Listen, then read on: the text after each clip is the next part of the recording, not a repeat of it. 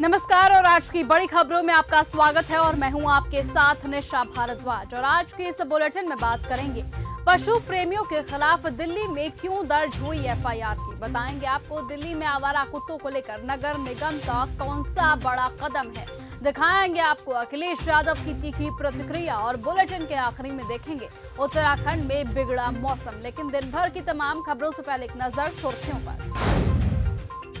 बेंगलुरु धमाके में घर की दीवारें छत ढही, 7 लोग घायल, 1 की मौत, सिलेंडर ब्लास्ट की है आशंका। जम्मू कश्मीर के किश्तवाड़ में बादल फटने के बाद अब तक 65 शव बरामद किए गए, कई लोग अभी भी लापता बताए गए। बस्तर में नक्सल प्रभावित 29 गांवों में आजादी के बाद पहली बार 15 अगस्त को ध्वजारोहण हुआ।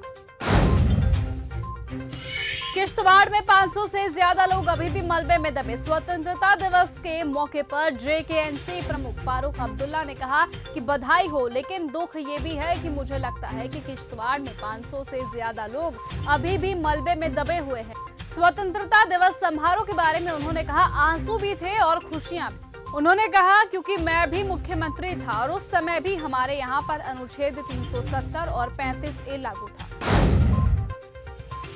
पशु प्रेमियों के खिलाफ हुई एफआईआर दर्ज। दिल्ली पुलिस ने 11 और 12 अगस्त को नई दिल्ली जिले के अलग अलग स्थानों पर बिना अनुमति के आयोजित पशु प्रेमियों के विरोध प्रदर्शन के संबंध में एफआईआर दर्ज की है। स्वतंत्रता दिवस की सुरक्षा के मद्देनजर जिले में बीएनएस की धारा 163 लागू है। विरोध प्रदर्शन के दौरान जब पुलिस ने प्रदर्शनकारियों को तितर-बितर करने की कोशिश की थी तो प्रदर्शनकारियों और पुलिस के बीच झड़प हुई थी, जिसके बाद 4 लोगों के खिलाफ एफआईआर दर्ज हुई है।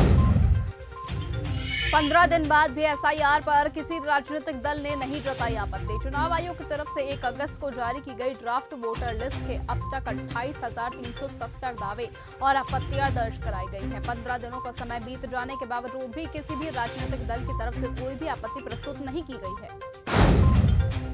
दिल्ली में आवारा कुत्तों को लेकर नगर निगम ने उठाया बड़ा कदम। दिल्ली में आवारा कुत्तों की बढ़ती समस्या से निपटने के लिए दिल्ली नगर निगम ने एक नई योजना तैयार की है। इस योजना के तहत शहर के सभी 12 नगर निगम जोनों में कुत्तों के लिए शेल्टर बनाए जाएंगे। एक हेल्पलाइन नंबर भी शुरू किया जाएगा जिस पर कॉल करके लोग आवारा कुत्तों की जानकारी एमसीडी तक पहुंचा सकेंगे।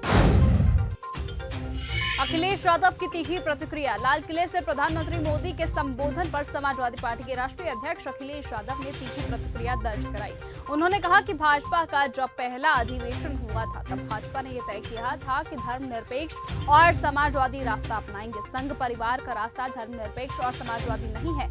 ये मुख से स्वदेशी है लेकिन मन से विदेशी है।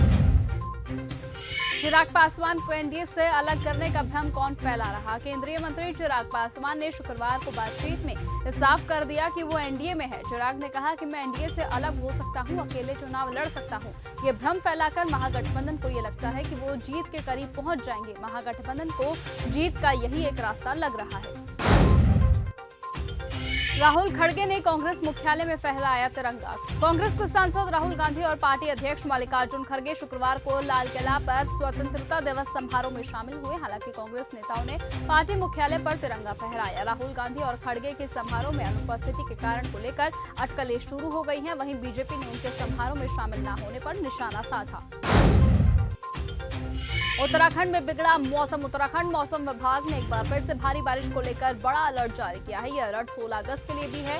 मौसम विभाग के अनुसार देहरादून, बागेश्वर और नैनीताल और साथ ही कुछ अन्य जिलों में अगले 48 घंटों में भारी बारिश होने के आसार है, जिसको लेकर ऑरेंज अलर्ट उनकी ओर से जारी किया गया है।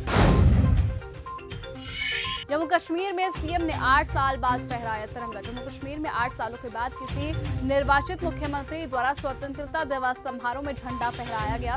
सीएम उमर अब्दुल्ला ने शुक्रवार को जम्मू कश्मीर के श्रीनगर के बख्शी स्टेडियम में राष्ट्रीय ध्वज फहराया, जिसके बाद वो स्वतंत्रता दिवस समारोह की अध्यक्षता करने वाले पहले निर्वाचित मुख्यमंत्री बने। यूपी के किस जिले में है इस्लामाबाद। यूपी में जिलों के नाम बदलने के बाद अब मोहल्ले का नाम बदलने की मांग उठाई गई। उत्तर प्रदेश विधानसभा परिषद में विजन 2047 दस्तावेज पर चर्चा के दौरान मेरठ के इस्लामाबाद मोहल्ले का नाम बदलने की मांग की गई है। इस्लामाबाद मोहल्ले का नाम बदलकर स्वतंत्रता सेनानी माता दीन वाल्मीकि के नाम पर रखने की मांग की गई है। इमरान मसूद बोले 52 साल तक तिरंगा नहीं फहराया। प्रधानमंत्री मोदी ने स्वतंत्रता दिवस 2025 के भाषण में लाल किले के प्राचीर से राष्ट्रीय स्वयंसेवक संघ का जिक्र किया। इस पर अब सियासी विवाद मचता दिख रहा है। पीएम के भाषण पर कांग्रेस के सांसद इमरान मसूद ने कहा, उन्होंने 52 साल तक कोई तिरंगा नहीं फहराया। उन्होंने स्वतंत्रता आंदोलन में कोई योगदान नहीं दिया। किश्तवाड़ त्रादसी में 60 लोगों की मौत। जम्मू संभाग के किश्तवाड़ में गुरुवार को बादल फट गया, जिसके बाद वहां तबाही मच गई है। पीएम मोदी ने इस त्रादसी के बाद सीएम उमर अब्दुल्ला और एलजी मनोज सिन्हा से बातचीत की। पीएम ने हालातों का जायजा लिया। साथ ही पीएम ने कहा कि अधिकारी प्रभावित लोगों की सहायता के लिए जमीनी स्तर पर काम कर रहे हैं। सुनीता आहूजा ने रखा व्लॉगिंग की दुनिया में कदम। बॉलीवुड एक्टर गोविंदा की पत्नी सुनीता आहूजा ने अब व्लॉगिंग की दुनिया में अपना पहला कदम रखा है। इससे पहले भी वो अक्सर सोशल मीडिया पर किसी न किसी वजह से छाई रहती थी। अब वो ब्लॉगर बन गई हैं और इंस्टाग्राम पर अपने पहले व्लॉग का टीजर भी उन्होंने शेयर किया है, जिसके बाद फराह खान भी उनके लिए चीयर करते हुए नजर आई हैं। परमाणु मिसाइल लेकर उड़ने वाला था प्लेन। अमेरिका के राष्ट्रपति डोनाल्ड ट्रंप ने एक बार फिर से ये दावा किया कि उन्होंने भारत और पाकिस्तान के बीच संघर्ष विराम कराने में अहम भूमिका निभाई। उन्होंने ये भी कहा कि ये दोनों देशों के बीच लड़ाई परमाणु युद्ध में बदल सकती थी। उन्होंने ये दावा किया कि उन्होंने पिछले 6 महीने में 6 युद्ध खत्म कराए हैं। बीएन चुनावों में सीधे दखल दे रहा यूएस। बांग्लादेश चुनावों के ऐलान के साथ ही अमेरिकी सक्रियता तेज हो गई है। दरअसल बीते 1 महीने में अमेरिका के राष्ट्रपति डोनाल्ड ट्रंप की राजदूत ने राजनीतिक दलों से अहम मुलाकातें की। हालांकि अमेरिका पहले से ही राजनीतिक घटनाक्रम पर नजर रख रहा था, लेकिन बीते 1 महीने में उसकी गतिविधियां और ज्यादा तेज हो गई हैं। तो फिलहाल आज के इस बुलेटिन में सिर्फ इतना ही। देश और दुनिया के तमाम बाकी खबरों से ऐसे ही जुड़े रहने के लिए आप बने रहिए और ऐसे ही देखते रहिए न्यूज़ गंगा। नमस्कार।